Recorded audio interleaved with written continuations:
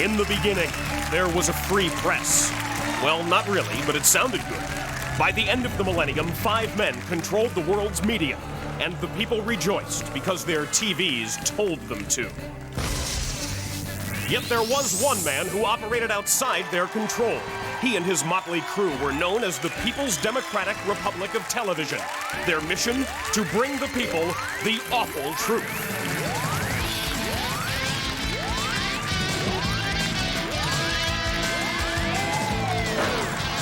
Tonight, from somewhere inside the PDR TV, please welcome Michael Moore.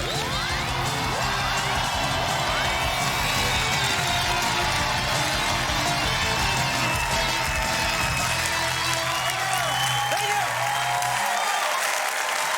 Thank you very much. Thank you. Thank you. Thank you, please. Please. Has anybody here ever had a problem with a bill collector? I mean, like, right? You, sir? Have you been, like, harassed by a bill collector? Can you stand up, sir, and tell us your story in 25 words or less? Do I have to? Yes. And I'll tell. What did a bill collector do to you?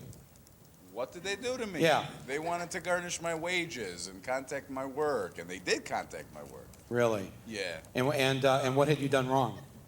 I didn't pay my bill.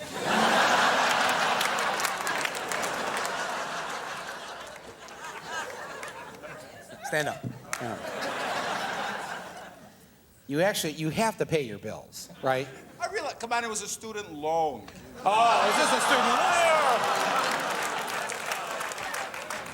Yes, and those of us who didn't go to college are happy to pay for you deadbeat English majors.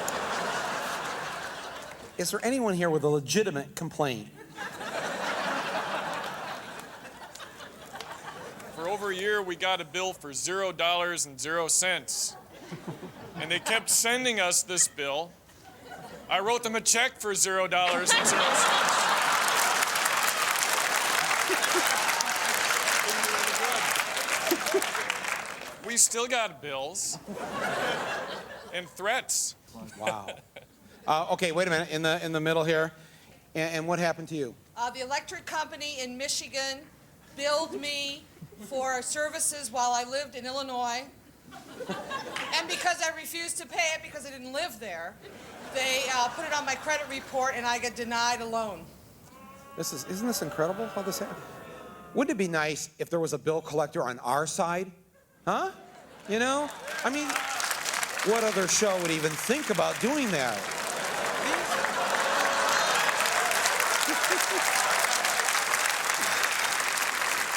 So, I decided to hire our own Awful Truth bill collector. His name is Sal Piro. He's a dock worker from Jersey. And starting tonight, he's going to collect bills for the people. For years, United Parcel Service, the largest package delivery company in the world, had thousands of so-called part-time employees working 40, 50 hours a week for something like half the wages. So, in 1997, the workers went on strike and won, forcing UPS to sign an agreement that would turn 2,000 part-time jobs into full-time jobs each year for the next 5 years.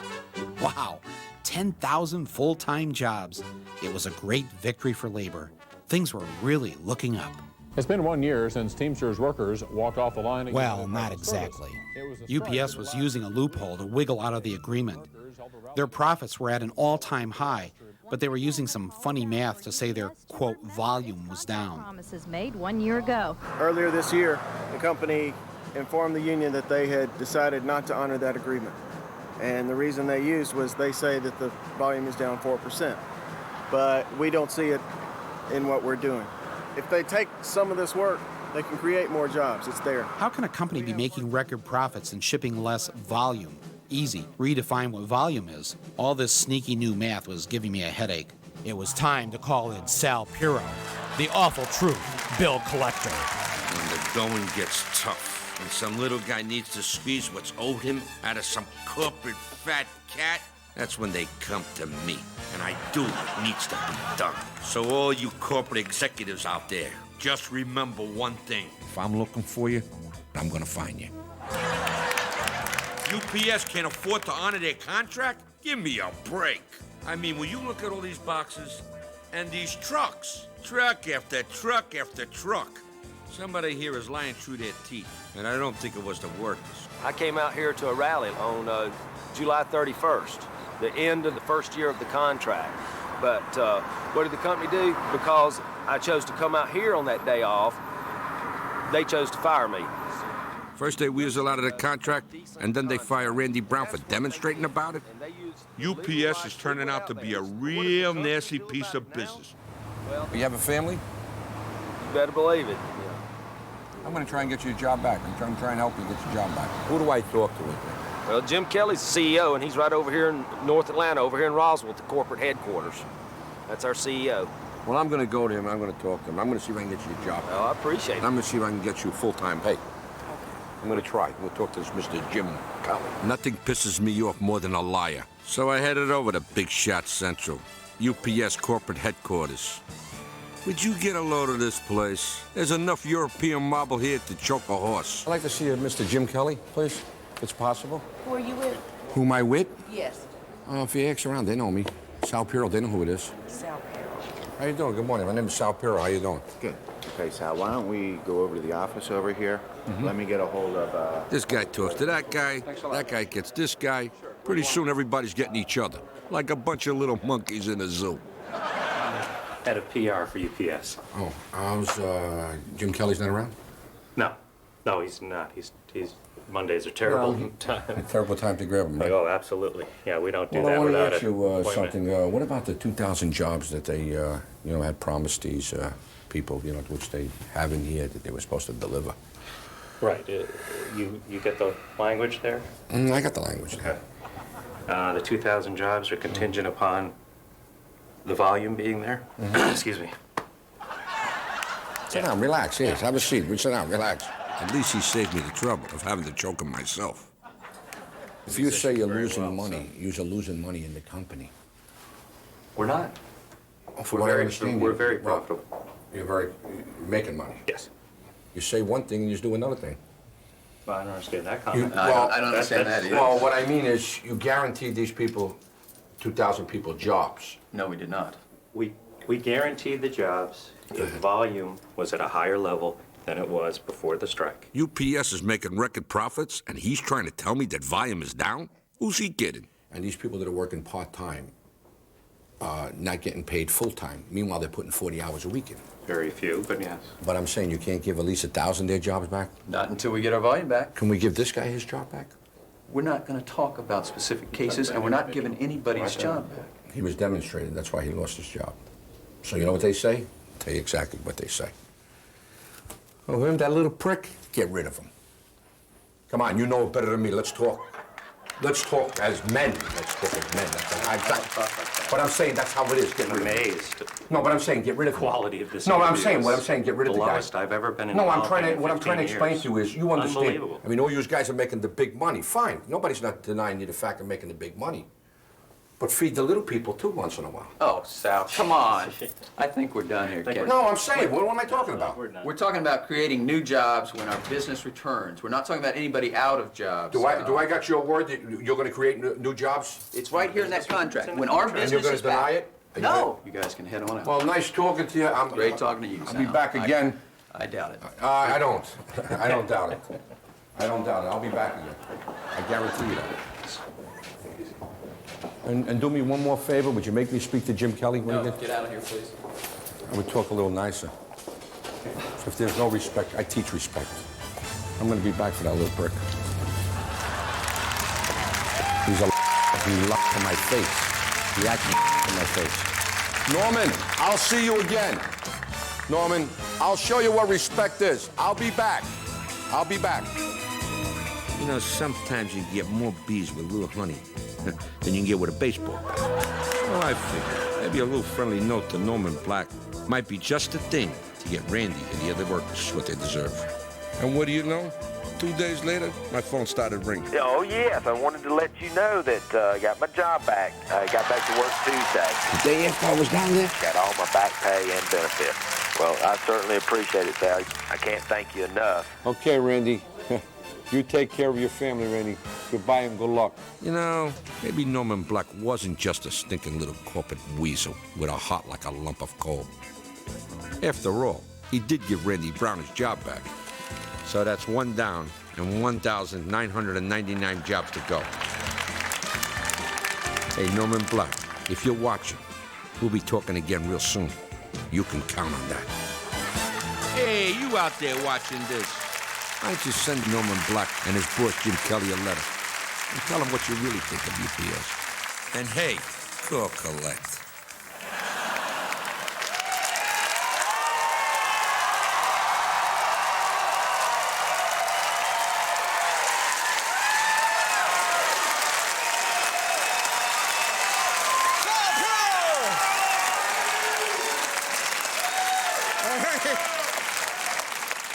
Now, Sal, would you be willing to do this again for us if we need any help? Guaranteed. Guaranteed. All right. Thanks again, Sal, for being here. Thank you. Thank you very much.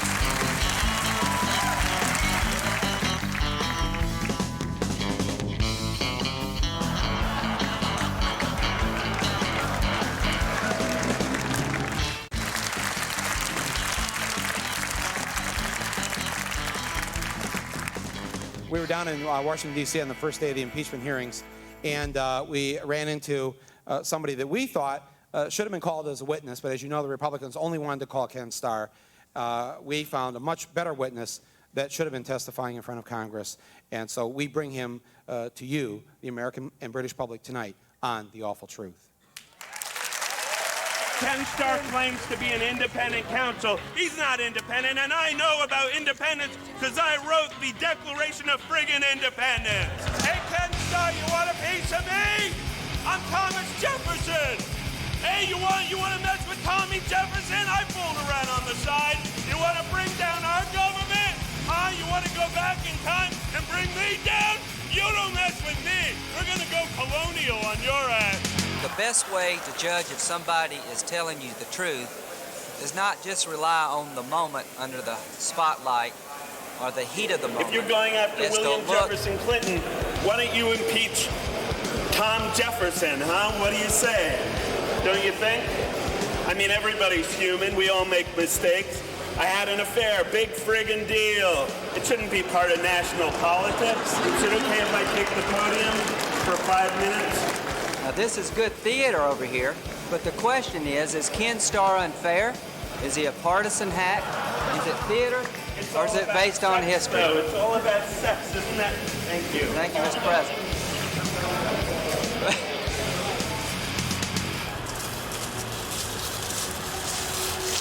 I did not have sexual relations with that woman, Miss Hemmings. That's what I told them back then. Everybody lies about sex. Big deal. Big deal. Thank you. Now, during the better part of 1998 and 99, of course, the country was distracted with Monica Gate and the impeachment and everything, but I guess most importantly, Clinton was distracted, right?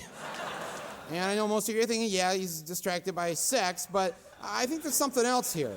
There seems to be something that is in common with all of the women that Clinton seems to be attracted to, all right? Whether it's Jennifer Flowers or Paula Jones or Monica Lewinsky, what's the one thing they all have in common?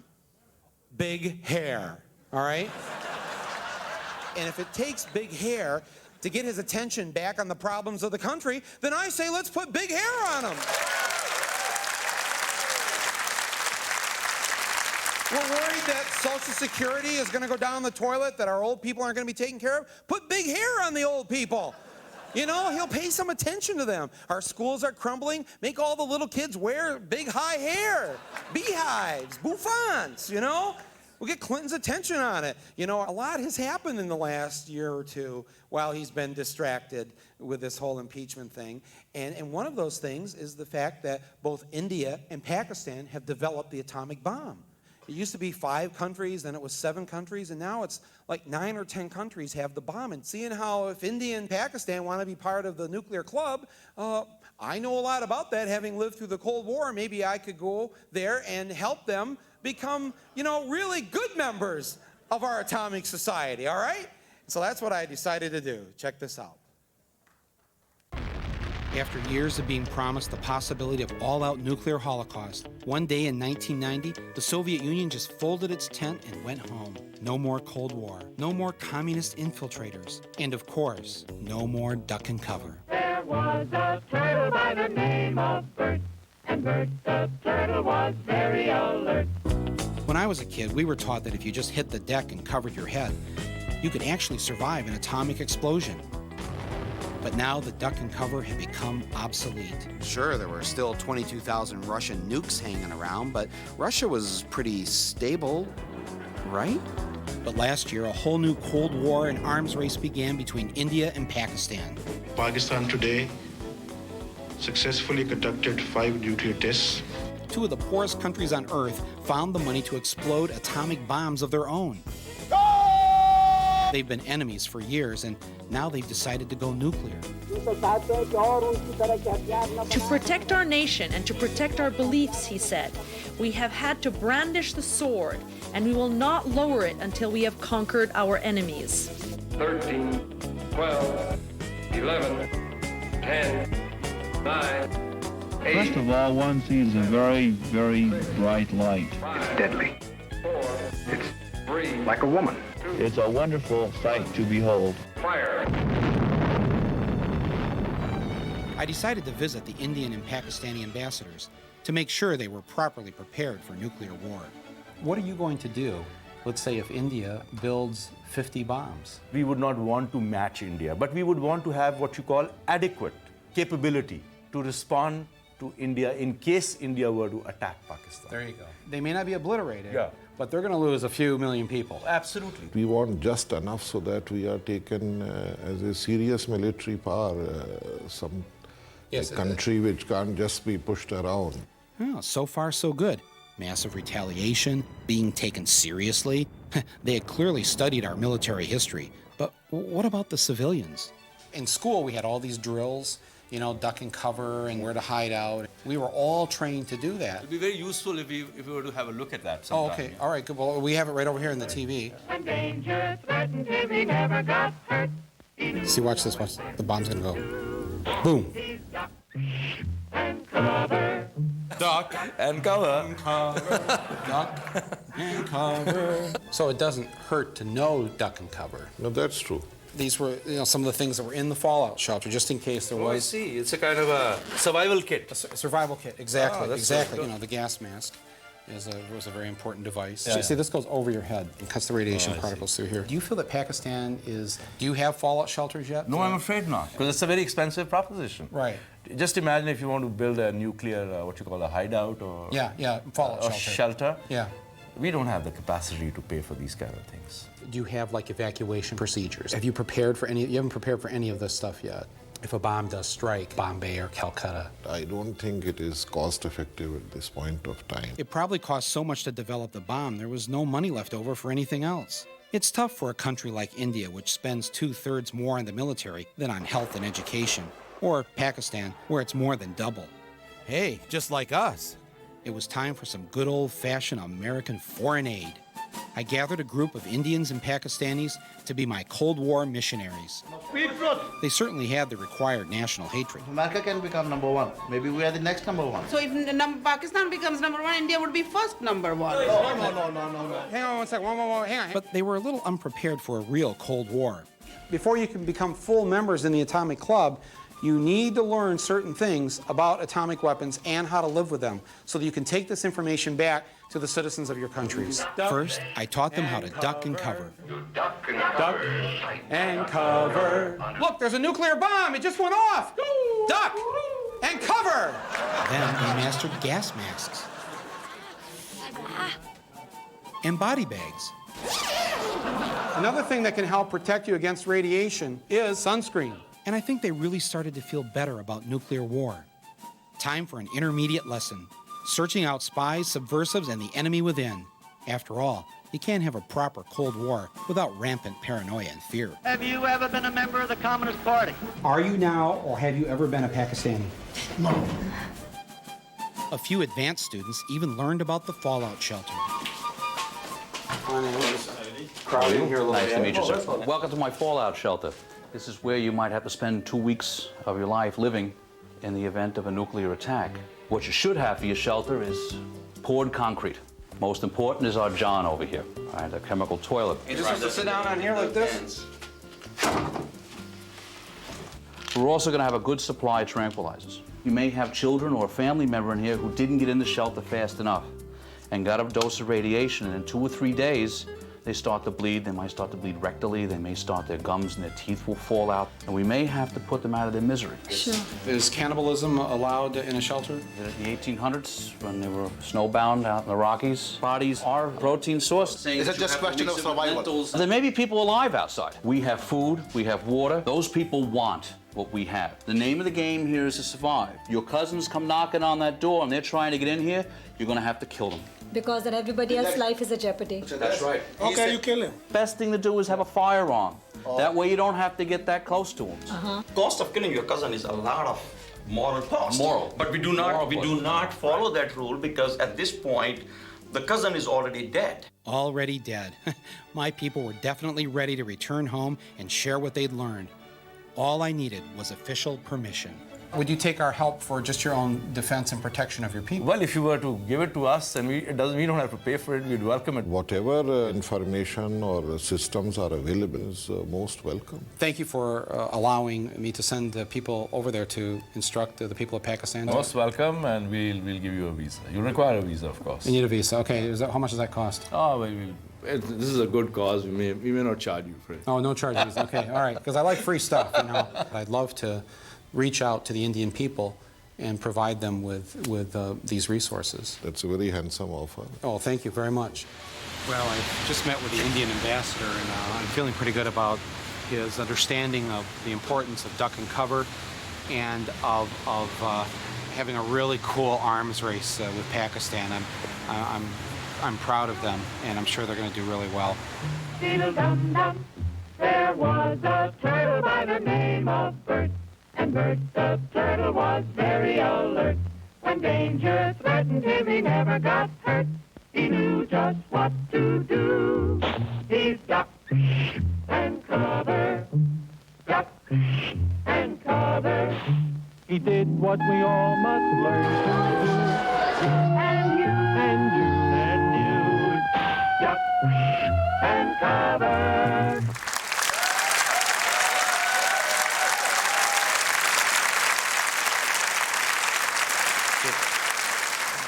All right, thank you very much. Thank you very much. It's been great here tonight. I'd like to call this meeting of the PDR TV Politburo to a close. All new business is tabled until next week. Thank you for joining us here on The Awful Truth. Thank you.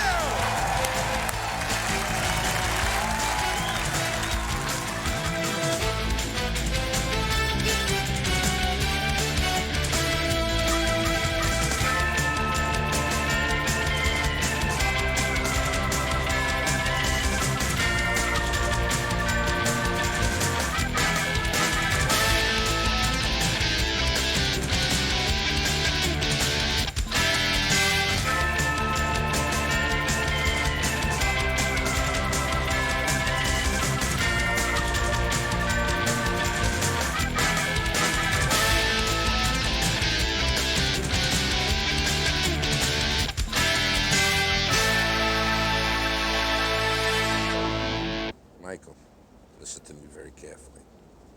I don't want to make myself clear to you. If I don't get my $50, there's going to be a big problem. You're never getting your $50. I want the $50, you understand? Hey, fuck you, Sal. Fuck you. No, fuck you. Fuck you.